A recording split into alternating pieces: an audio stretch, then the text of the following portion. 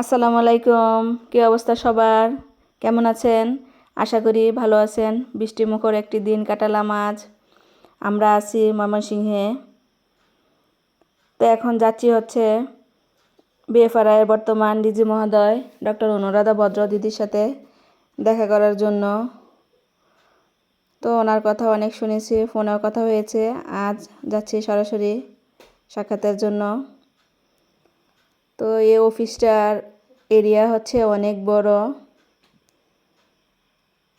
তো বৃষ্টি পড়ছিল, চারিদিকে দেখছিলাম আর যাচ্ছিলাম। আর এখানে হচ্ছে আমি এর আগে একবার এসেছিলাম 2020 সালে, যখন কথার বাবা এখানে জয়েন করবে। তো আলহামদুলিল্লাহ আমরা এখন বিএফআরআই পরিবারে যুক্ত হতে পেরে খুব খুশি আছি। তো এই তো দেখতে দেখতে আমরা অফিসে চলে আসলাম। তো এসে হচ্ছে কথার বাবার রুম, আর আশেপাশে দেখার মতো অনেক কিছু ছিল। বাচ্চারা ঘুরে ঘুরে দেখতেছিল। তো এর মধ্যে হচ্ছে কথার বাবা এসে আমাদের দিদির রুমে নিয়ে যায়।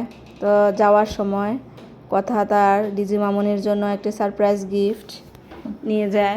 কথা হচ্ছে ওর মামুনের জন্য একটি ছবি এঁকে নিয়ে যায়।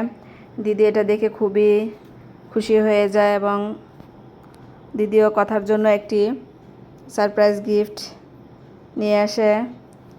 আসলে ওনারা দুজন দুজনকে খুব ভালোবাসে, যার জন্য ওনাদের এত মনের মিল। তো দিদি হচ্ছে অনেক হাস্যোজ্জ্বল এবং নিরহংকারী একজন সাদা মনের মানুষ। ওনার রয়েছে একটি শিশুসুলভ মন।